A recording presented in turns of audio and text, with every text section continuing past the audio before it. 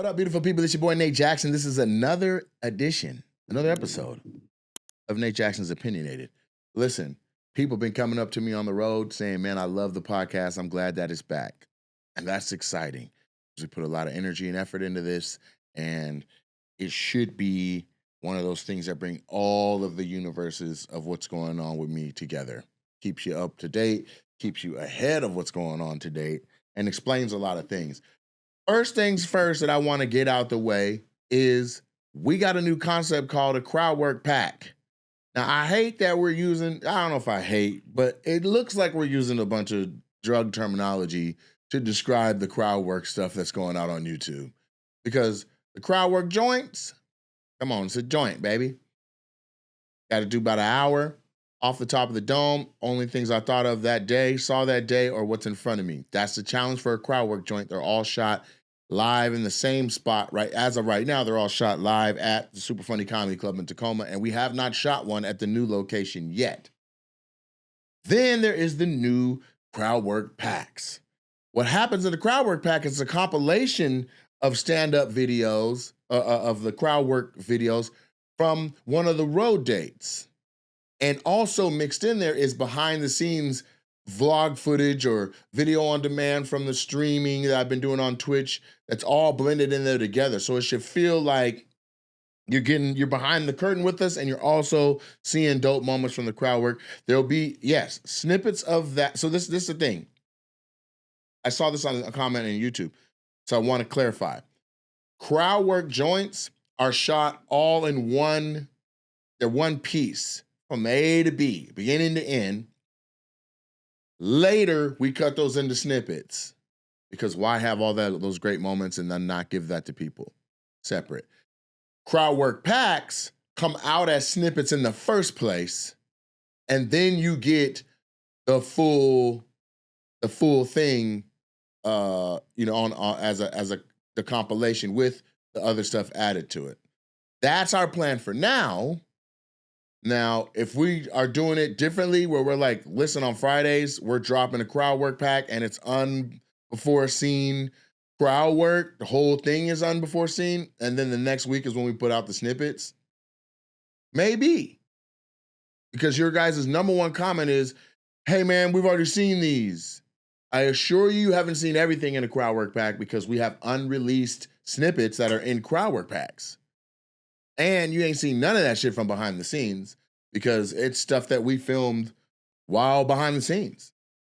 i.e., T.I. and I fucking around in the green room in Atlanta. Yeah, I posted that on my Instagram, but you didn't get the full thing. So when you watch the Crowdwork pack for Atlanta, you see that. You see how lit it was in the green rooms, downstairs at the Tabernacle Theater. So there you go. Yes, Crowdwork joints will be back, okay? I'll be shooting one probably in the first week in August at the club, and then Nate Jackson Presents is going to be a thing. We're doing one on the Monday, a part of the kickoff night of shows for the festival at the club following the Gary Owen show. That's at the club. And so I'm excited. I'm excited about where we're going and how much traction we have, and the new people.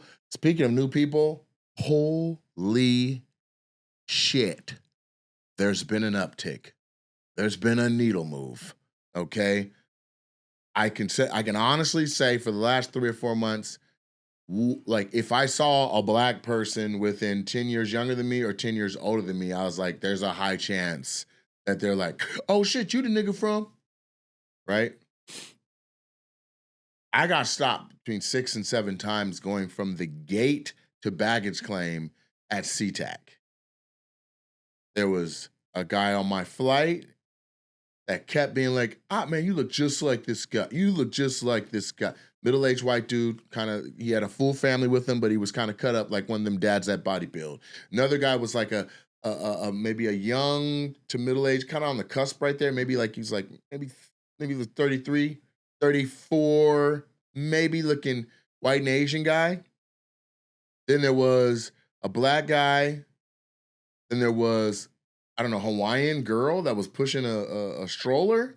Her and her dude. She's like, Nate Jackson! Oh shit! Travel safe home. That means you don't even know I live here. We were in SeaTac. Travel safe home would suggest I'm leaving Seattle to go to my home. Now, I live here, baby girl. So there's that. There was somebody else at baggage claim, somebody else out at the curb. Yeah. And for now it's like people go, "Are you?" And I'd be like, "It's me. What's up?" Yeah, what's up? Yeah, because I watch your stuff so much, bro. So there's been a needle move. If that turns into ticket sales, watch out.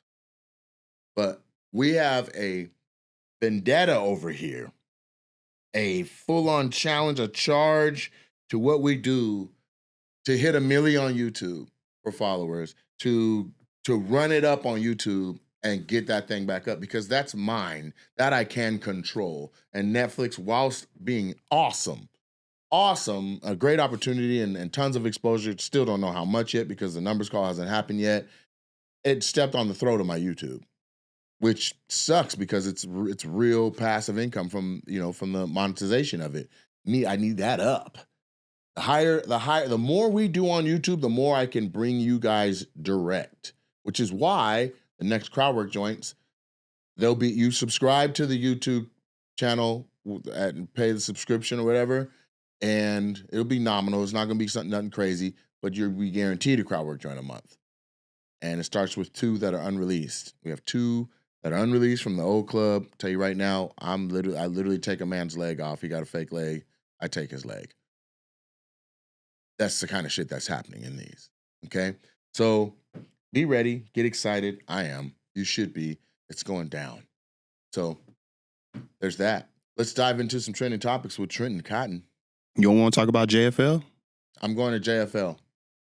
Let's talk about trending topics with Trenton Cotton. I thought you would have been excited about that. I'm stoked, okay, but hey, listen. Going to JFL is not the exciting thing for me because 1, it took hella long to get it. 2, I didn't get in the capacity that I felt that I deserved to get it and still haven't. But that may be short-sighting now because now I've been awarded Variety's top 10 comics to watch of the year. And if you know, you know, but they're saying, here's the who's who, here's who's rocking, here's who, and I understand the vantage point of somebody that goes, how are you telling him he's someone to watch now when he's been sold out for 4 years? We can't get a ticket. We got to travel to get in the roast zone. Like, he's got 600 million video views globally across all platforms. Like, now you're going to tell us he's someone to watch? Duh, we've been watching it. But they're not saying it to you. They're saying it to the who's who of the industry, the casting directors, the production, the investors in films, the people that understand that your success in a film comes down to the talent that's on the screen, whether it's unknown talent or whether it's known talent or whether it's known talent that's unknown in that way. So that's why it's like, this is Variety's top 10 to watch. And I hate to admit it, but the industry has gotten lazy to where you do shows in Hollywood and they are not in the crowd like they used to be 10 years ago. They're not going out as an agency, as a management company, as a casting company to go see what talent is out on stages and see what's cracking and what's going on. There's a lot of nepotism because it's like, well, look, my cousin does this and have him come in. If he's any good, then work with him. Or they take, that company card and they all go up to Montreal and they see who Variety has picked as the top 10 and who JFL has picked as the new faces. And then that's where that goes. But New Faces hasn't had like a real standout in a few years. I think one act in the last 5 years was like went over to SNL. And it used to be if you made New Faces, bro, you're out of there. Okay? Holding deals, a commercial deal, like you're out of there. And so I don't know if Variety's top 10 has retained that luster, but we're going to find out. And I do like the other 9. I mean, the other 9 are people that are moving the needle as well. So we're going to see. But we go to Montreal, and Thursday night is an award show, awarding the 10 of us. Then Friday night is my show at Montreal at JFL. my showcase. Then after that, I go to the Variety Top 10 showcase where we all do a few minutes. And then after that, I'm going to go do Joe Dombrowski's show. He's also one of Variety's top 10. He's also from Washington State. And so I'm going to go do Joe Dombrowski's show, Straight Friends. I think as long as I get there by 1 or 2 in the morning or something, they said I'm good. So, and then Saturday, we're going to do another day because I've never spent a Saturday at JFL on like the chunky part of the weekend. Like every other time I've gone, it's been weekday, Monday through Thursday. Then I had to go. Like I had to go to Boston and do some shows. I had to go to somewhere else. Where it was like by Friday I'm out of there. Well, we're gonna do a Saturday and we ain't gonna have nothing. And so Corpus Christi got rescheduled. I'll be out there in September. I love y'all. I promise you. I know that's the second time moving this, but the first time was so I could film The Office, and the second time was so I could do Variety's Top 10. If you love me, bear with me, because I'm coming and we're gonna have a great time. Because I want to go see the Selena Memorial, and I want to eat at that original Whataburger, and I want to slang my jokes to the good people of Corpus Christi. And if you know me, you know I love a show down in Texas. You guys don't fuck around. Any city in Texas has shown us love. Like it's just been one of the more happier states when I see anything comma space TX. I'm like, yeah, buddy, it's going down. So there you go. That's what's up with JFL. That's what's up with Variety's Top 10 Comics to Watch. And trending topics with trending. Cool. That's all I wanted. But super funny world. I want to welcome y'all to another. Are you excited about going to JFL? I'm super excited to go to JFL. From what there's a certain aspect of it being vicarious. Yeah. Because JFL didn't call you direct. No, they didn't. But this is how that works. This is exactly how. That's why they have the big showcases, and then those guys be like, I want this guy, this guy, this guy. This half of JFL is invited by JFL, and the other. Probably, I'd say 1/3 is invited by JFL and paid. They're paid by, and the other 2/3 are like, I'm going, I'm grinding. I got an invite to do one. I'll hustle. I'll get the other ones. I'll network. So there's just I'm going, no invite, and don't nobody know I'm going. I'm going with my person that I'm going with the headliner, and I'm on a show. Then I'm going just because a headliner I know or somebody say, yo, come do my show, right? Like there's somebody that's just gonna go because Joe Dombrowski said, hey, I got a show, right? No, yeah, I'm super excited. So and they watch everything, so they're literally at every show. Somebody from JFL that they have to have a representation at every single show, whether it's an international show or one of our shows. And so it's a showcase. Not to say like pressure wise, but just so you know, like that's the concept. Yeah, no, I'm super pumped about it. I mean, if you're a comedian and you're pursuing comedy, you know what JFL is. I understand that it went away and now it's back, and maybe it's not what it was in the early 2000s, but I'm excited just to put eyes on there just so I can see it, smell it, feel it, and then, maybe one day I can get there on my own right, but I'm definitely excited because I just want to see it. I just want to see what it looks like. This is your own right. Well, yeah, but I mean, like, I meant JFL calling me and being like, hey. But this is that still, though. So you go, you showcase, you rock, do whatever. You're on my show, you're on, and then we'll see what other shows you can pick up while you're there. There's other options to do shit, you know what I'm saying? And they see you and they go, oh, radar alert. That guy was tight. And that's if you have an average set. If you have an average set, you're gonna be above average for everyone that's performing at JFL. I've seen it, I've done it. I know exactly what I'm talking about. By the time they pick us, we'd be over seasoned. So you're right at a nice spot to, go do a hot 8 to 10. And they'd be like, oh, you know what I'm saying? Mm-hmm. So. Yeah, I'm excited. Canada, we coming. Anyway, I've been working on this intro, so I'm tweaking it. But anyway, here we go. Hype man? Yeah. Talk slow. Okay, here we go. Super funny world. See, now you done fucked me up. Anyway. Do shit. You said talk You said 3 words. All right, do it your way. Okay, thank you. Super funny world, what's going on? It's your boy. Can I fuck up? Same speed.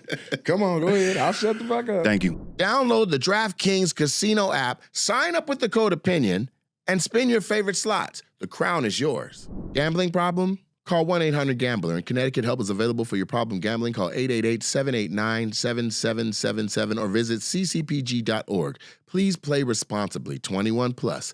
Physically present in Connecticut, Michigan, New Jersey, Pennsylvania, and West Virginia only. Void in Ontario. Eligibility restrictions apply. New customers only. Non-withdrawable casino spins issued as 50 spins per day for 10 days. Valid for featured game only and expire each day after 24 hours. See terms at casino.draftkings.com/promos. Ends 8/24/25 at 11:59 p.m. Eastern Time. Number 1 based on Eilers and Krajicek 2H24 product analysis. Super funny world, what's going on? It's your boy Trenton Cotton. I want to welcome y'all to another installment of What's Trending with Trenton. This is where I have been combing all of social media and what's interesting to me, and I want to bring it to Nate's opinion or Nate's attention, and I want to get his opinion on what I've seen. Opinionated. So the first thing that jumped out to your boy was this story with my boy, Uncle Shannon Sharpe, Hall of Famer for the Denver Broncos, tied in with him and John Elway. He settled on his lawsuit, and I know a lot of people were wanting Shannon to kind of stay firm and to not settle, but he settled. But the most interesting part of this was the girl, I believe her name is Gabriella Zuniga, whatever, young lady. She wrote on her ex Twitter, I don't know if you saw this, but she basically was like, today I have decided to retire from OnlyFans. Thank you for the incredible support you've shown me over the past few years. This community has given me a life, and I could have never imagined I'd still be active on social media and have several new projects in the works that I can't wait to share. I'm truly excited for this next chapter. I love you all forever and ever. And I was like, God damn, Shannon, how much did you give this woman to where you retired her? Well, he offered her hush money in the first place, and she was like, nah, $50 million lawsuit. And now for that to have gone away, whatever the number is greater than the original offer and less than the $50 million. But it's enough for her to be like, let me put these titties up for a little bit. It's real money. But look at this comment, though. This dude was like, Shannon Sharpe retired a 20-year-old OnlyFans worker while his kids is still clocking in. Y'all better clock in. Shit. Can't fuck your kids. And that girl was talking crazy. Put a fat, big, black, athletic baby in me. So does this make Shannon Sharpe, like, does he look guilty now that he settled with this girl? Like, what happens to Shannon after this? I don't think settling makes people guilty. I think settling is where people go, man, just get this motherfucker up out of here. Mm-hmm. Let me get back. Like, what's the cost of your peace? And that's what I think that is. Some people are just like ready to batten down and be like, motherfucker, what it do? And would take it all the way to where it got to go to. I'm one of those. You know what I'm saying? I'm one of those. I had a situation where I was like, look, I could snatch this motherfucker's house at this point because there's too many lies and defrauding situations and predatory stuff that's coming from the other side that ain't based in fact. And it all got exploited. And so I was like, all right, so I have a choice right now. I'm going to take a home. I'm going to take a car. I'm going to take all assets from somebody who barely has anything, but kids and all that kind of shit. Or you do some sort of settle and be like, all right, here you go. You know? Also, he had a lot at stake. Whatever he paid her it's a lot, but it's going to be minuscule in comparison to what the upcoming deals are, that if he got to go through a messy court case and have anything come out and his name is tarnished and all that, like, this won't be a story in 2 weeks, if that. In 1 week, it won't be done. It'll be over with. Like, we'll be like, oh yeah, what happened to Shannon? What happened to that girl that's not Shannon Sharpe? Right. Well, he settled. We don't know what he settled for. He also may have brought out some stuff that's like, listen, I offered you this. You said no to it and went for more. Now here's this information. Now I'm going to offer you even less than what I was saying in the first place. And then she had to take less in the first place. And then in an attempt to make it look like she got cashed out, she goes, I'm not going to do OnlyFans no more. So now everybody got to go. Now everybody got to wonder just like this, to be like, damn, how much did he give her? Well, we have no idea. And that's the point of settling. Club Shay Shay's still intact. He's still intact. Yeah, he's still been putting out episodes. Broncos that did not ain't stop. Pulling jerseys down. We sure aren't, and we better not. We better You see what I'm fucking not.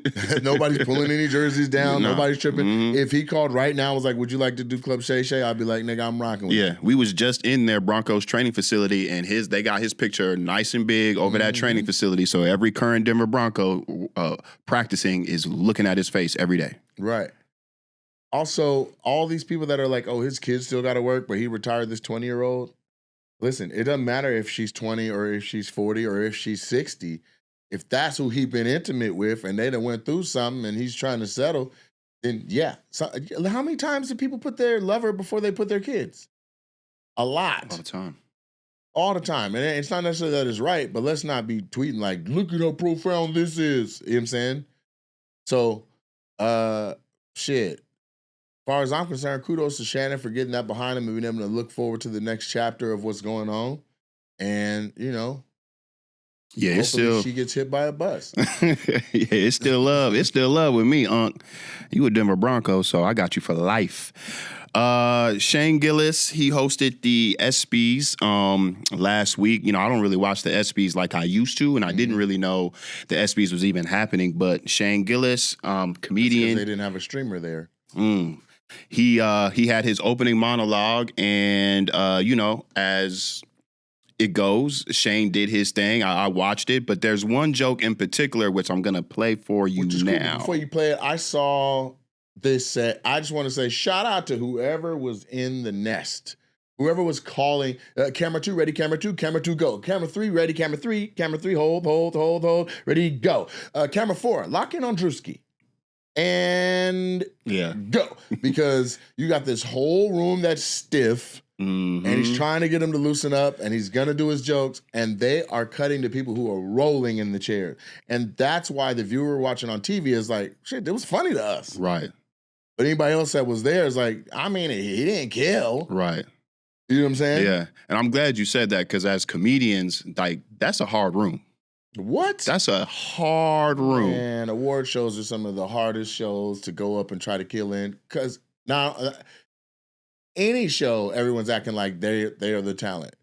But in a room like that, they really are. Yeah. You got athletes with major egos. They're dressed to the nines. They sitting there like they way too cool. You're talking to billions of dollars of people. Billions of dollars of people, to where it's literally a favor that they are doing the network by showing up. And some of them aren't even coming as conditional based on, am I winning something? Right. Is my team getting, is there some sort of, what? Okay. 3/4 of the way through, we get an acknowledgement from something, whatever. Boom. It's good that they shook it up with Shane Gillis. That's the type of thing we need. The culture needs to get to where we're at instead of us changing for them. Go. Yeah, I'm going to play this clip. This was one of the jokes that I guess is getting a lot of backlash. For the WNBA, I love Caitlin Clark. Yeah, hell yeah. Caitlin Clark, she and I have a lot in common. We're both whites from the Midwest who have nailed a bunch of threes. Fantastic. Slow grower. All right. There Cut you to go. some laughers. This is not serious. We'll see about this one. And then he's genius for being like, yo, I just kind of got to throw this shit against the wall. Let's all, Yeah. You know what I'm saying? This It's not like he's standing on business and be like, I feel like this. He's like, Right. I got a fucking monologue to do. And right. let's see if you guys can handle this shit. That he was like, I didn't write that one. You know what I But mean? yeah, but this is the one. This is the one. When Caitlin Clark retires from the WNBA, she's going to work at a Waffle House so she can continue doing what she loves most, fist fighting black women. Gotta cut to Drewski. Yeah, hell yeah. Who yelled? Drewski? Thank you, bro. Oh, John Jones. Yeah. What are you, nut jobs over there? Hell yeah.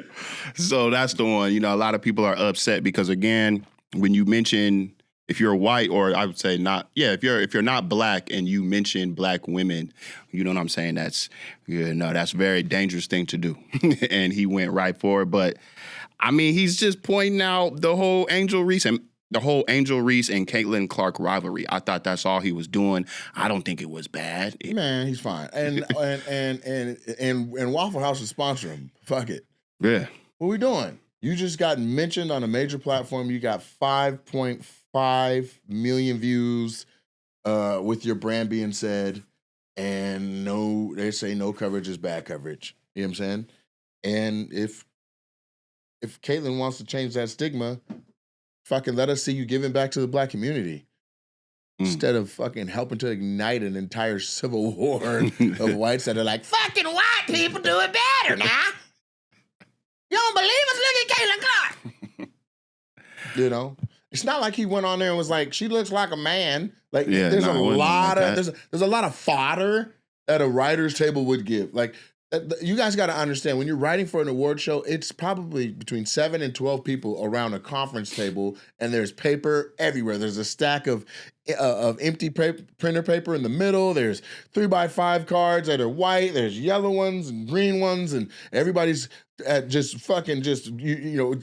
set a time, boom, hey, write all the Caitlyn Clark jokes you can write right now, and we're going for edgy. And then after 20 minutes, they're like, all right, stand up and pitch your shit. And you got to read off all your motherfucking cards, and the ones that, nope, throw that. Boom, throw that motherfucker. The one they like, take a black Sharpie and they write it real big on the big paper, put that on the wall, and then everyone gets a chance to punch it up, and then it goes green, right? Or you go back to the yellow cards, and everybody's punching up that same joke that was big. Same joke now has 12 heads on it. And then we come out of that, re-pitch the joke, and then you go with the ones that you think are the best, and you get about 2 or 3 green ones that you're like, this is the best version of this joke. He can choose which one he's gonna go with.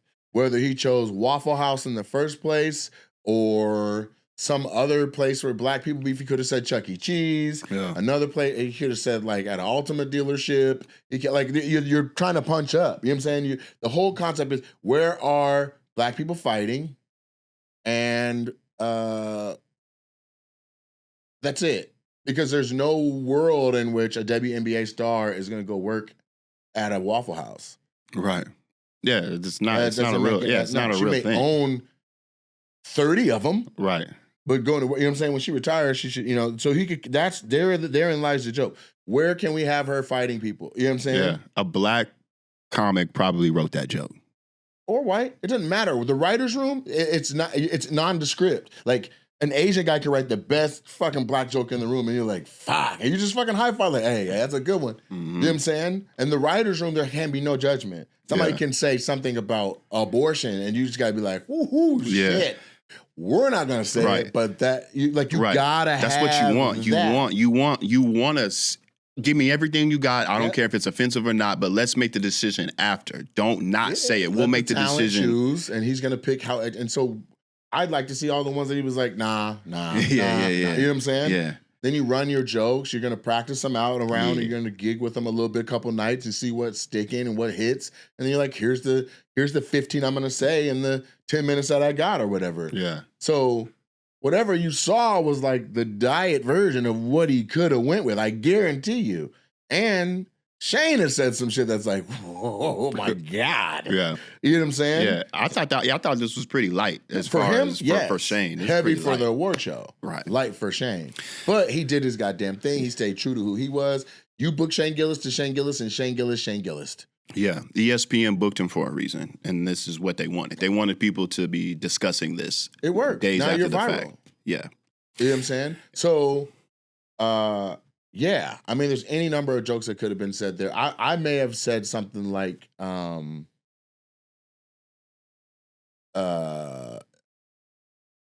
matter how good she is in life, when she dies, she's going to go to hell because that way she can keep fighting angels. Mm. You know what I'm saying? Mm-hmm. Some shit like that. That's what you're thinking about. You know what I'm saying? She doesn't even fuck with Reese's Pieces, guys. You're going in. Yeah. Yeah. Yeah. One of my favorite quotes that I've come across doing comedy was, comedy is for those who think and a tragedy for those who feel. And I love that quote because it always kind of like, now I know this isn't a comedy club, but like if you walk into a comedy space, it's like you should take off your feel. That's why I like your spiel that you give before you go in, your rules that you go into before your crowd work. Yeah. You know, it's like, yo, tonight, like, come on, man. Like, obviously, we're all human beings in here, and we want the best for all human beings and empathy and all of that. But tonight, fuck all of that. Set it aside, man. Don't, you know, just, and if you're smart, like, you'll get it. If you go here with your heart and you feel, yeah, you're gonna have a terrible time tonight. Yeah. Terrible time. Or if you're a cuss word counter or anything like that that takes you out of it. Yeah, for sure. But yeah, he could have said anything. You never know what it, like, he could have said, you know, Angel Reese, when she was a kid, she didn't play Duck, Duck, Goose because there's too many geese and that shit rhymes with Reese. Like, like you could take him on a meander, like, boom, this is the thing that she don't fuck with. But they went with, you know, hey, man, she wants to beat up black women. Where do we know black women fight? Waffle House isn't even all over the country. A Washingtonian, short of hearing about Waffle House, should be like, what? You know what I'm saying? So the alt is like IHOP, Denny's, you know, World Star. Yeah. Yeah, light work. Yeah, well, I've written for an award show before. So I wrote for Leslie Jones. And people they may see that in my credits to know that I wrote for Leslie Jones, but I'd like to tell you how it came about, because then I think we all appreciate it more, because I'm not credited in the award show. Not the first time I haven't been credited for something. Okay? That's why I'm like, oh, that sucks. Doesn't it, nigga? So anyway, when the host comes to town, to LA, to run their jokes for an award show, they come with their writers. They perform on every possible show they can perform on, which means if you're gigging that week and you're booked, you're about to get bumped all week long, because that same person is going to come in, and this is exactly how they walk in. They walk in, and so do 4 to fucking, it could be 10 writers. And they all take over a spot because they've called ahead. And then they're like, back there, you hear them getting kind of just a little chat or whatever. And then their host goes up, they do their shit. They're watching and listening to the response. And then the host comes off, and then they go somewhere. So that whole section gets up and follows the host to somewhere. And they immediately are talking about what was just said, punching it up, and blah, blah, blah, right? So I had, I don't know, chocolate sundaes. And I was on the show, and Leslie came in, and here come all these, they line up the whole top of the Laugh Factory mezzanine, and she's doing her shit, and it's not getting what it should get. And Chocolate Sundays is an easy crowd, in my opinion. And so I said, ooh. Matter of fact, everybody said, ooh, that's not ready. And we knew BET Awards was in like 6 days. Normally, this process is happening 2 months, almost 3 months out, that they're bumping their jokes for when they're about to go do an award show. BET, for some reason, like maybe it was a late booking or whatever, but Leslie had writers from Saturday Night Live. She had writers from a couple of TV shows. So they're all punching. I was like, ooh, I don't know. I watched it, and then the next night was improv. And so I'm on that show. And even if you're not on the show, if you're in LA, you go to the shows. The ones you want to be on, you're not doing shit. You go to the fucking show. I wish you would sit around and wait till you're booked. You'll never fucking be booked. You got to show face. You need to be relevant. Why I'm looking at the local comics that don't come, that don't hang out, that don't do shit on the weekend. They're just fucking sitting at home farting and twiddling their thumbs. And you expect someone to call you and be like, hey, yo, come down. You got to put yourself in. It's too many comics. You live in a city and there's 10,000 comics and they all want to go up in that same spot. I bet you start bringing your ass out and showing face and be like, hey, man, I don't know if you got a spot, but I'm available. That simple. Hey, I don't know if y'all got a spot, but I'm available. That turns into guest spots so fast. Hey, I saw you were going to Minnesota. I have family in Minnesota. I'll be there at the same time. I'll fly myself out. I'll put myself up. Can I get a guest spot? Nigga, yes. Like, you don't realize how easy you make it for yourself in grinding, because we're grinding. So I'm at these shows. I'm booked on Chocolate Sundays. That happens. I'm booked on the Monday show. It happens again. She comes in, she does her thing. Now I notice changes in what she did from Sunday. And it improved a little bit, but it was not, I didn't think she would come on stage and she would be herself like very Leslie to get comfortable. Then she would start running the monologue, which felt dry. And that stuff would be hit or miss. And I was like, and so by the time I saw it Monday, I texted her at the end of the night and was like, are you open to any input on the monologue stuff? And she was like, yeah, what you got? And so then I said, I think that you either figure out how to say that shit the way you are when you're being loose and you don't give a fuck, or you abandon all that shit and just go be loose and don't give a fuck. You gotta be true to Leslie before you're true to what those writers wrote. Because if it don't work, none of their names is like, oh, that person bombed.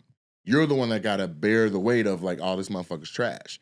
Right? Right. And Leslie's hilarious. Not even kinda. Leslie Jones is hilarious. And I'm watching somebody who I know is hilarious try to do these jokes that don't fit her voice. And I'm like, these are the writers she picked. What's up? So I said, hey, that's my 2 cents. She said, thanks. Any notes? And I was like, I don't have notes yet. Where are you going to be at tomorrow? She said where she's going to be tomorrow. I said, I'll be there. I was not booked. I went to the show the next day with my notes open on my iPhone. And as she was doing her set, I'm like, I'm writing any tag, anything that comes to mind, anything she should stay in longer, anything that popped up that I thought you should go to this angle, anything that popped, like anything I noticed, like, oh, you got your knee brace on tonight. Are you wearing it on the wardrobe? Like questions, like da-da-da, right? She gets off, everybody goes home. At like 1 in the morning, when I finally get back to the crib and settled, I copy, paste, and send all that shit over. And about 20 minutes later, she's like, that first one's dope. Second one is cool. Actually, no. She just goes, thank you, this is dope. That's it. Next night, I watched the set and more than half is my tags from the night before. Just a complete flip of everything all the writers were giving. And, no, excuse me, not more than half. I would say 2, she threw in 2 jokes. Just 2. Out of all the stuff she said, the 2 that I gave rocked. Like they were the best. Like it was like one was early on, got a big response. Because I said, man, you got to address the knee brace. She was wearing jeans with the knee brace on the outside. Before the award show, she was going to hide the knee brace or try to go without the knee brace. And I was like, nigga, keep the knee brace. Right? Like it's fucking hilarious. You're wearing a knee brace. Like we can't hide it. You're 6'6" and you hoop, nigga, wear the knee brace. So she addresses the knee brace. It gets it's explosive. A couple minutes later, she does couple of other jokes, and then she threw in another one that I said. It gets another response. That night I come back and I'm like, yo, them 2 hit. I said, because them 2 hit, maybe you should, try this. And now I'm tagging the 2 that I didn't gave. And she was like, so then she was like, nigga, meet us at this place. Now it wasn't meet us at the venue. Now it was meet us at this place. We're going to eat dinner first, then go to the show. Just come with us. And I was like, oh, okay. And I'm rolling with the writers and giving my insight. But now I'm meeting them. Now I'm seeing all the different personalities and stuff. And I'm like, okay, I get it. Like the SNL guys are like, fucking our pins are golden, And then there's a couple other comics like John Lasseter's there. He's from New York. He's the house host at the Cellar, I want to say. And I've known John for years. And John was doing his thing, contributing. And then, so we sat and ate or whatever. And we laughed about stuff and was cracking up. And then we started kind of talking about the jokes and shit like that. I gave a couple tags ahead of time. The Saturday Night Live guys were like, who the fuck is this giving? What the fuck is going on right now? And she was like, y'all chill. This is my fucking homeboy. This nigga's hilarious. Like, okay. Right? Not no, whatever. And John Lasseter was like, that nigga funny, man. And that's all he said. And so then she goes on stage, she does the ones from before with the tags, a couple other jokes. It's starting to lean way towards the shit I'm writing. We're at 60%. We come off of that. Saturday Night Live guys are like, hey, yo, we are out here to write for you and you're saying this kid shit and where we at with it. She's like, could y'all niggas just chill the fuck out? We got motherfucking 4 days until this motherfucker, and I want to rip. Yeah. Do you fucking love me? Then let's do it with the fuck. This motherfucker's tough. This is my nigga. Like, stop tripping, nigga. We're all family. And they were just like, you right. And they just literally embraced me like, Nate, man, what's up, baby? You know what I'm saying? We get to chopping it up and so then we're cool. And then And then the next day went by, 2 days went by. They went and they worked it. Came to a couple of things or whatever. And then on the day before the award show, she was like, meet me at LA Live, nigga, wear a suit, and let's go. Go there. I'm pull up to parking. They're like, Nate Jackson. And they're like, Nate Jackson. And I said, bet. I'm in, because when I get to the thing, I'm like, my name's Nate Jackson. They're like, we have you, sir. I'm like, oh shit, it's real. Because I'm thinking I just got my little suit on. I'm about to come down here and get rejected. Yeah. I pull in. You're in the conference room, R535 or whatever the fuck. I go to the conference room. Everybody's all around. They're all wearing tuxes. There's food everywhere. Everybody's in there kicking in. Fucking, it's a celebration now. It's all pre-show or whatever. And then we all go over to the award show. Then the award show starts and Leslie walks out. There's fucking 23 cameras on her all at once, and she's like, yes, baby, I'm back. She's so excited. She's screaming and yelling, and we're all backstage like, come on, fucking start the monologue, let's go. And she's like, yes, baby, BET bitch is back, baby. I see you, Usher. I'm hearing this motherfucker. Ah! Like, start the monologue, right? She's only got a couple minutes. And I remember being like, come on. Like, I was in the back and I said, come on. And one of the like high up producers of the show was like in headsets like, who the fuck? This kid talking about some, come on, right? Leslie starts the monologue and she just went from excited all the way into the knee brace shit. Then she got her bits off and it worked, right? And it's not going to go up against all the best hosts of an award show ever and all that shit, but I would put it up there with the ones that had short notice like she had. And she rocked.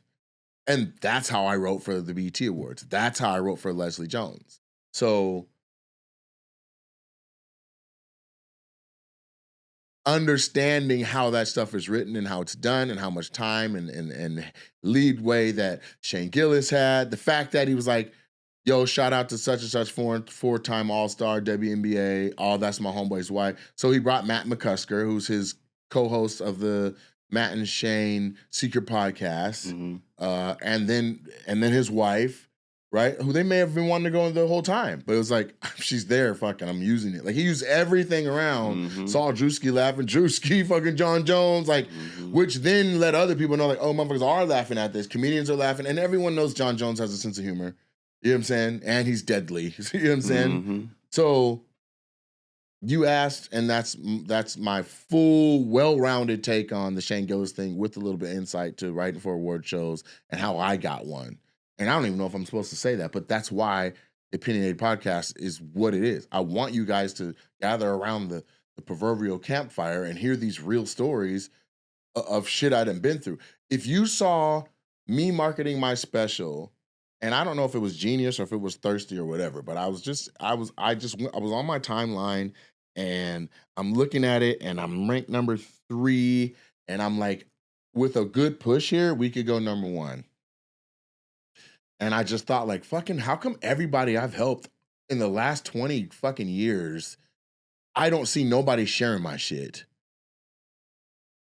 Humbly, I have shared everyone's shit as it came. I've helped write for shit. I've helped develop shit. and then they get the deal or the money comes or whatever, and everyone's amnesiac. I said, well, I tell you what, you ain't got to pay me shit for all of that, but my special is now in the top 10 on its own without you. Nigga, you gonna post about me. I said, if I've ever worked with you, ever, in any capacity, let me get 2 hours on that wall. People thought they were slick. I shared it on my stories. Read what I said one more time. I said, let me get 2 hours on that motherfucking wall. Thank you for the story post. I appreciate you. But I need that wall. I need that coveted, selfish wall we all have. We're like, nigga, my wall is for my shit.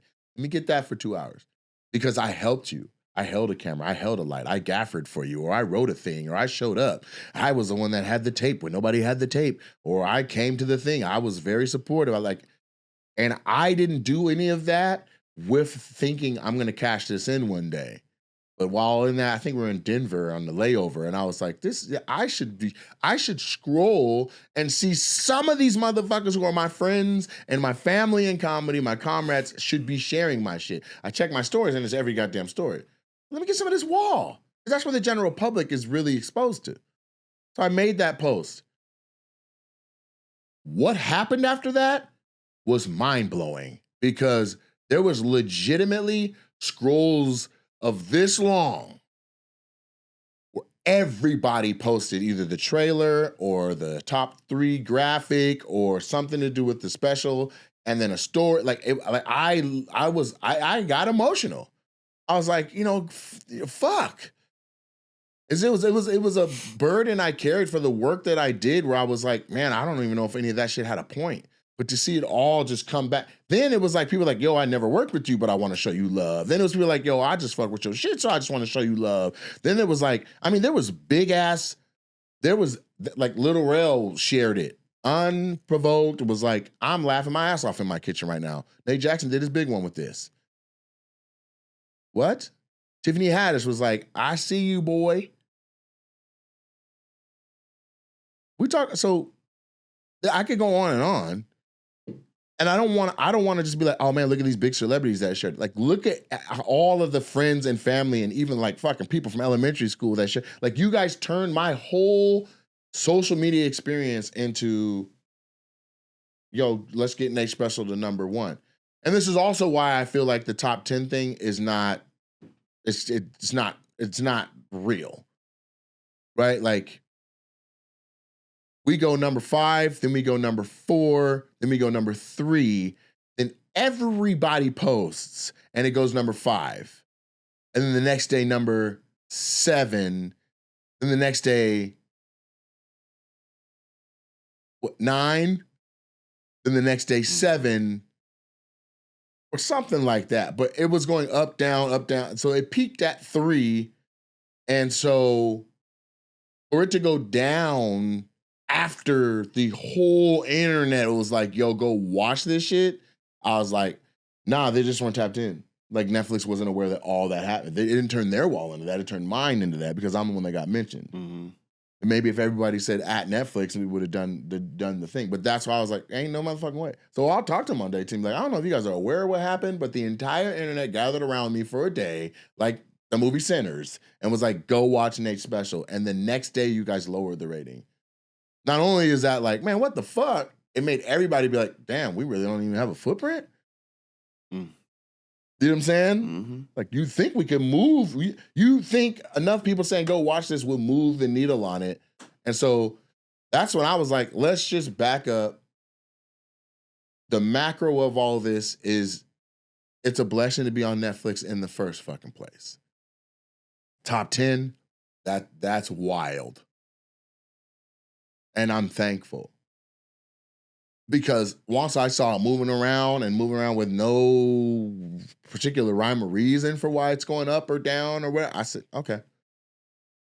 Let me just be thankful because I don't know how long I'm going to rock out. I don't know if it's out of the top 10 for good or if it pops back into the top 10. But I know that they got shit every. I think tomorrow Happy Gilmore 2 drops. Mm-hmm. You know what I'm saying? I was up against Monday Night Raw and the finale season of Squid Games and 2 new huge series that are like $200 million series that they paid for. And my little punk ass $200,000 thing was fighting with them. My little was, man, y'all motherfucker, get back, bitch. Hey. I was in there hanging. Your boy was hanging. And like I said, can't go nowhere now. Can't go nowhere now. So I don't know how many millions of people saw it, but it feels like 10. It was like 10 million people. So when we talk about numbers, if they come to me with anything less than 3, I'm gonna be like, that's abysmal. Like, I lost money on YouTube sacrificing to do this. I could have posted this same thing over there and it would have done a cajillion views. It would have still been making me money. Mm-hmm. But we'll see. Somebody also said, hey man, it's hard to get tickets for you in Australia right now. Like, everybody, we can't even get a ticket. Oh, and that's in December. I looked at some of the biggest venues I've ever seen in my life, and they're already 70% sold. So Netflix did move the needle. There was a guy I seen at the casino in Foxwoods in Nantucket, Connecticut, He's like, yo, me and my wife were just fucking around on YouTube on Netflix, and we saw your Super Funny special. Never heard of you before. Saw that. Then my wife went to your dates, saw that you were going to be here. We drove 2 hours and wanted to see you live. Fucking spot on, man. I was like, dog, I've been waiting to see if this existed. He was like, yeah, man, that was fucking awesome. I'm like, thank you. Thank you for even coming up and saying that. So now it makes me wonder how many people had that experience and who's willing to admit it, because most people want to be an OG fan. I've been following you since Wildin' Out. I've been following you since, how, where, how? You tell me All Def Digital, I'm like, okay, he was on the internet. He was really fucking with you. You know what I'm saying? So anyway, yeah, we're not going to get through all of these. We're just going to do one more. Okay. Over the weekend, the WNBA All-Star Game took place in Caitlin Clark's city, Indiana. And pre-game, all the players was wearing the shirts that read, "Pay us what we are owed." And that caused a bunch of stink on the internet. And I wanted, I'm a numbers guy. I wanted to do research. So I jumped on. I was like, well, yeah. I feel like if you're an athlete or an employee and you're working and you're making the company, profitable, then I want to see, you should be getting paid what you owed. So I Googled and I wanted to find out exactly how much the WNBA was making. And I found out that last year, the WNBA, they generated an estimated $200 million in revenue, right? $200 million. And then I was like, well, shit, how many players, what's the average salary of a WNBA player? And the average salary is $150K. And then I said, okay. And then I said, how many? But that's a big increase. Right. Now, the NBA or the WNBA is definitely, they're increasing their viewership. Yeah, but they got a $50,000 pay raise on average. Right. Now, there's about 100 and... Maybe one person got a big fucking bag. And there's certain players. Because they have, there's about 144 players, and I did the math. I was like, well, what's 200 million divided by 144? And it comes out to about 100 and around that 150. There's only 12 players per team. Some of them have less than 12. Right. Some of them do have less than 12. But this was the most interesting part that I found with this salary. Now keep in mind, the NBA made $11.3 billion last year, right? And what I found out was that the NBA provides financial support to the WNBA, covering operating costs, because they're still operating at a loss. Every single year they've been in existence since 1996 is what I saw. So I'm just kind of confused based off of these numbers. I don't know what do they mean by that? Like, pay us what they owe. And based off of how much it's making, them operating at a loss, and Adam Silver and the NBA are giving, they're like, well, okay, we'll cover all your losses. I'm just kind of, I guess I'm just like, what else do they, where is this money coming from, or where else is the money coming from that they want? That's where I'm a little confused. So if one person from the WNBA put on a shirt like that, it would be like, what? If two do, you're like, what are they doing? Right? If all of them do, there's some money that we don't know about. It's just that simple. You're talking about it generated $200 million. Maybe they did from ticket sales, but we don't know if every time they sell a jersey, the league keeps it and calls it a recoup for having to pay the WNBA or the NBA back or whatever. You know what I'm saying? There's something. Women don't just risk it all like that. There was a Kelsey Plum. Shout out to Kelsey Plum. She played her college ball at UW. And she was, after the game, she was in her press conference and she's talking about it. And she said that there was a meeting amongst the players about wearing these shirts. And she goes, I might be tattletelling here, but a lot of Caitlin, because it was team Caitlin Clark and then team, I forget the other player's name. Probably Asia. Yeah, I think it was Asia. But she was like, most of Team Caitlin Clark, we weren't in that meeting. We were just like, here's the shirts. So it would look like if you don't wear it in that moment, then you're going to be looking like, oh, you ain't, you know what I'm saying? Why are you not riding with us? So it looked like there was some confusion and not everybody was on the same page. And if you didn't wear the shirt, you would have looked like, you know. It worked. Here we are. Trying to figure out, well, where is the money? Why are they wearing the jersey? Why are they wearing those shirts? Also, how does that happen? How can anybody use the platform? They're all okay with those fines. They're not going to get rid of all of them. Hell, there's only 12 per team. You know what I'm saying? So you get 36 girls to put on a shirt. You got 3 full teams. Your playoffs is ruined. Your whole shit is ruined. You know what I mean? So. What are they owed? It's worth looking into. But there was a lot of years of it not making any money. And so,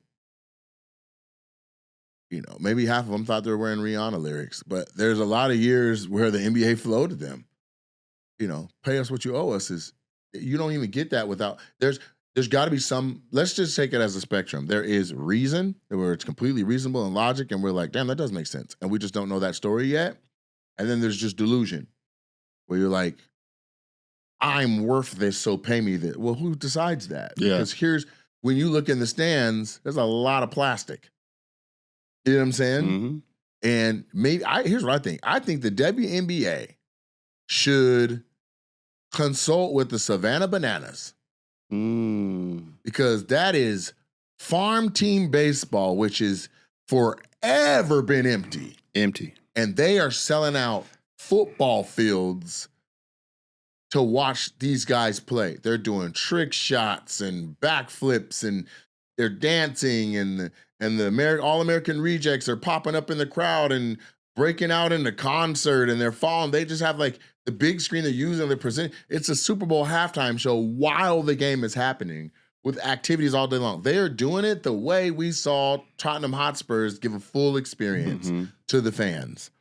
And that's what the WNBA needs. Like, you have to work on that fandom because you don't have the high-flying moments that you have. You don't have the superhuman moments that you see from the NBA. In the NBA, they're doing shit that you go, I can't do that.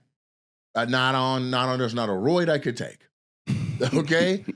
The WNBA, the viewers watching, they're like, that's dope. They're playing wonderful basketball, but you have to be truly a basketball fan. You can watch the NBA and be like, these are just feats of human ability. Straight up, right? And there's exceptional players in the WNBA where you're like, I can't believe that human can do that. But unfortunately, there's not enough of them because only 12 per team. You name the superstars and you're out. If you go WNBA superstars, you can't name 10. You can't name 10 that are like household names. And let's say you can.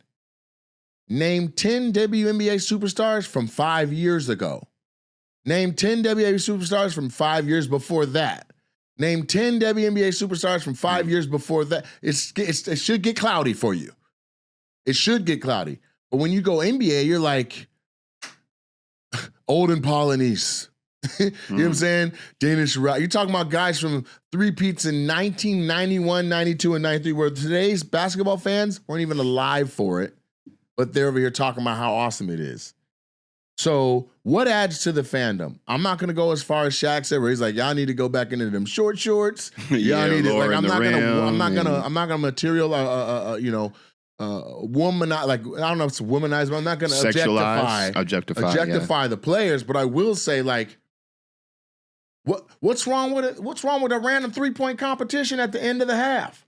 What's wrong with a random, just pull out the trampoline and let some, not the players, but let's have a trampoline show. Bring out a band. Look at what Savannah Bananas are doing and consult with them and see about emulating some of that. Because how many teams do they got? 12? In the WNBA? Yeah. 12 teams with 12 players, 144 players in the league. typical NBA roster has 15 full-time players and 3 two-way players that are called up from second-tier G League. So there's only a few spots to go around. Yeah. And you're going up against the numbers of that, other sports, other events, other things, with limited availability in arenas, with all that. Like, why not see what it can do? Because right now, you add Angel Reese, you add Caitlin Clark, those games be sold out. They play each other, you can forget about it. Next year's games where they're scheduled to play each other are a wrap already. But what about the teams that don't got one of them two on it? When they're going head-to-head in Detroit? Yeah, the Connecticut Sun versus the Valkyrie in Oakland. Yeah, or the Storm. Like, we have a great following here for the Storm, but I went to the Kevin Durant game, which is what we called it. But we didn't have the Sonics anymore. He was a full-on Oklahoma City Thunder. Oh, is that just like it was like an exhibition game. And it was a Kevin Durant game. And the entire arena was packed to the brim. Packed to the brim. I went to a regular Storm game, and there was a lot of people there. It was a great time. I'm not knocking it. It was a great time. But it wasn't packed the same. Easier to park. Less lines to get food. People were buying merch, but it wasn't like for that Durant jersey was on sale at the Durant game. My God. You could see people buy one, and then another motherfucker looking like, I'll snatch that shit from you. So there's just a difference. And I think that they add to the fandom of the sport. I mean, you guys get what I'm saying. Just add to the fandom of the sport. Because, yes, there's the basketball lovers that are like, look how sound this is. Look at how great the sport is being performed right here on this level. But for the layman, for the average person that's like, I just want to see somebody hooping. I want to see some spectacular shit. I want to see some da-na-na moments. Right. It's like, it's not a lot of those. And according to this article in The Guardian, you're right. They're talking about the bottom line is they don't really know what's all in that bottom line. And they're saying that you can tell that it's not really accurate based on when a team goes up for sale. And this one is saying that back in 2019, they said that the New York Liberty sold in between 10 million and 14 million range, but then 6 years later, based on a sale of a stake of the team, the value was calculated around 450 million. So they're saying we don't really know if that's true, if all the money is, or everything's being accounted for, and they're saying that basically a lot of that money is not going to the players. So, I think there is something that the general public does not know about, and the players do. Well, what's the solution? Either they change the distribution of the money that is going to the league to support them, right? Mm-hmm. Or they go independent somehow. Keep the same name of WNBA, but don't be supported by the NBA. Right. You see if you can stand on your own and you distribute the money across all the tems. Yeah. Right? Yeah. Because you can't tell the NBA where to spend their money, especially if it's for facilities, if it's for, all the stuff you need infrastructure-wise to even have a league. Mm-hmm. So, because even in the NBA, the Charlotte Hornets aren't making the same amount of money that the Los Angeles Lakers are making. Or not, but I think it's a shame that they got to play all season long here, and then in the off season they got to go overseas just to get a bag, or doing some other type of hustle or something like that. You know what I'm saying? Mm-hmm. But I that is so unfortunate. You know what I'm saying? But at this point, if you meet a WNBA player that you like, man, she bad, shoot your shot, fellas. Shoot, I am. KP, I know you single. Who's KP? Kelsey Plum. Oh yeah. Yeah, I think Kelsey Plum's attractive. I think Skylar Diggins is Oh bad. yeah, Skylar too. But she's married, I think, with a whole family. I didn't know that, but after the game, hella people ran up to her, little kids that all looked like her and a dude. I was like, fuck. So but you don't see. I don't watch the WNBA. How old is Angel Reese? At all. She's got to be 23, 24. 22. Yeah. Yeah. So I need an old ass vet. What, Cheryl Swoops? Cheryl Swoops can get it, nigga. What's the one that looked just like Reggie Miller?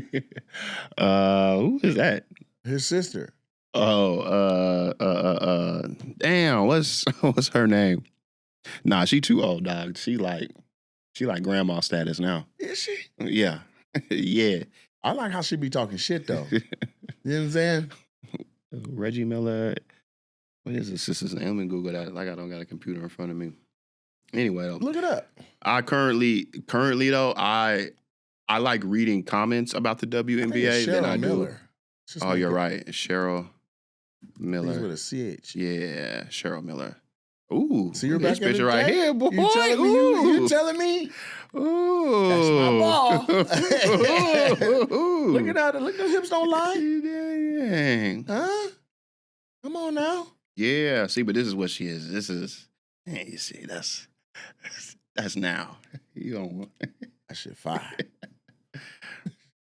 Type in most beautiful WNBA players. And maybe type in point guard, so I'm not looking up their nose. Let's see what this gives us. Asia's bad. Who's this? Is there a list? Baller babes of the. I like to note that we're pieces of shit for doing this. Oh yeah, for sure we are. But well, I'm somebody wrote a whole dedicated article. And I'm to also this sure shit. there's a list of fucking like most handsome There NFL definitely players is. or some shit. Wait, scroll up. Who was that? Go up. Right there. No, right there. Who's that? That motherfucker tough. Yeah, I don't know who this is. She's new. All right, let's go down. Here it is. I mean, that's a supermodel, bro. Ooh, this is I don't even know how to pronounce her name. Kayseri? It's probably something easier to say. Go up again. Let me look at it. Kaiser? Siri? Kondrzic. Her name don't even. Now she's black, but that last name. Yeah, she's mixed. Let's go down. She's beautiful. Lexi Brown. Oh, it's broken. She must have deleted that photo. Maybe. Cameron Brink. I seen her. Didn't she get hurt? Yeah, she got hurt. She still hasn't played this year. She's cute. Tall, but cute. Butt ass naked in this. There's just nothing but panties, a bra, and jewelry. Who is this? Olivia Nelson Odada. Yeah, bad. Long. She got a regular sized head on the Dwight Howard arms.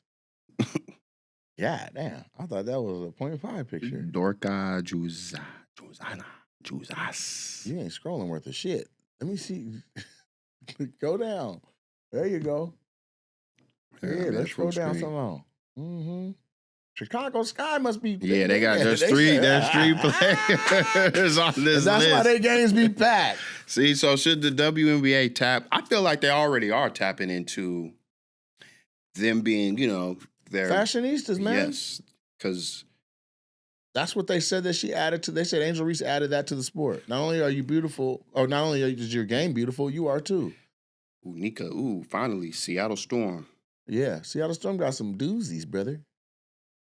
Keep going. Oh, whoops! You liked her that much? We had to go in. I was just trying. I thought there was excited. more. There's just two. That's my type, nigga. That's my type. Two photos. Cute than a motherfucker. She don't even look tall. Keep going. Keep going. Can't treat me regular. That's it. That's the last one. Right. I don't know how she treated herself with $147,000. There's another Chicago Sky. Another Chicago Sky. And she's stunning too. Keep going. Oh, I've seen her. Keep going. It's okay to go fast past the white ones, man. We've seen Angel. They got Angel all the way down at 11. Okay, Rikia. Keep going. Keep going. She got a little model to her. Oh, hold on. Who's that? Los Angeles Sparks. Dorica. Yeah. Keep going. Oh, Ari. Oh, I know Ari McDonald. She's cool. She played at UW and then transferred over to Arizona. She's beautiful. Yeah. She cool too. Shout out Ari. Not the yams and the thighs out. Chicago Go down Sky. a little bit more. She don't even got hooper toes. She taking care of her feet.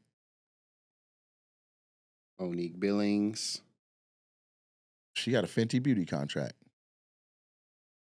Yeah. Apisha. Fisa. Was that Nigerian? Yes. Oh, she's black and Korean, look like. I mean, she looks like somebody we know. I'm not gonna say her name though. She does? Yeah. Ariel Powers? Yeah. She don't look like nobody I know. I don't want to say her name on the pod. What's it rhyme with? Aniella. Anielle. Oh, go up? A She little look bit. a lot like Danielle. I told you. Yeah, I said. Shit. Danielle's beautiful though. Yeah, that's what I said. No, it's no. Yeah, no slight. And why you didn't want to say it? Well, I don't know. What's up, Danielle? Ding. I mean, come on, that's a lingerie picture. Yeah, I know. There's literally, and that got 31,000 likes on it. Puffy nipples showing, panties. Yeah, see now They're bringing the same energy as the NBA stars that are topless and doing that kind of shit too. Yeah. Sell it. Fuck that. Damn, is Kelsey? She ain't even on the. Skylar did slow down. That broken. Sky, that's that now we Broken. talking. You might have to go view that post on Oh, there it goes. Yeah. Skylar bad. Have you seen her in person? Yeah. She's a little more chiseled in the face in person, but she's still beautiful. Asia Wilson's bad. And she just had me cracking up because she was on a post game and she had on like a do-rag. And the lady was asking her question, like, how did the game go and all that? And she was like, I'm sorry. Could you? And she had a do-rag on her head and then the bottom folded up, like just goon style. Oh, shit. She was like, I'm sorry. Can you repeat the question? Because I'm sorry. My mom just texted me a picture of myself on TV right now and said, why am I like this? She's like, I'm sorry. What's the question again? Oh, there's your, okay, Kelsey KP. Plum. It is KP right here. I could see that. Yeah, I think she's cute. Yeah. Anyway. You like brunettes? I mean, I don't have like brunettes. Twins, two twins. One's a brunette, one's blonde. I don't know. Then I got to hear what their personality is. I'm going brunette every time. I don't know why, but I am. I will say for a black man, if you do date a white woman with blonde hair, that's probably the most controversial relationship you can get yourself into is a white woman with blonde hair.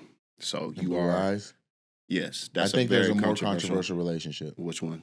I think a white woman with any color hair in cornrows. I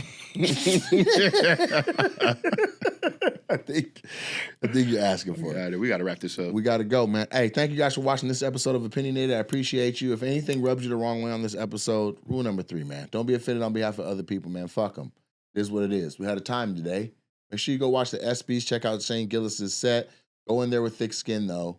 If you come in soft, you're not gonna have a time. But have a blessed day, man. Y'all be cool. Make sure you check out NateJacksonComedy.com so you're up on all my dates. If you're in the Montreal area, please tap into Montreal. I want to do this on the way out, man. Please check out Phoenix Rising, WC.com for your chiropractic needs in the Pacific Northwest. There's offices in Tacoma, Lakewood, Lacey. Dr. Shamika Cordes does her thing. I let her pop my neck, and I have never felt the same. In a good way. So make sure you check out Phoenix Rising, WC.com for your chiropractic needs. They actually have a series of doctors and people that come to help you, and they are very attentive and they give great attention to who they're working on. It's not one of them places where they look like they're talking about something else and doing something else and just popping the shit out your back. No, they pay attention to your needs and then they service them. They take care of you. They make you better. And so check them out. Phoenix Rising. WC.com. Peace.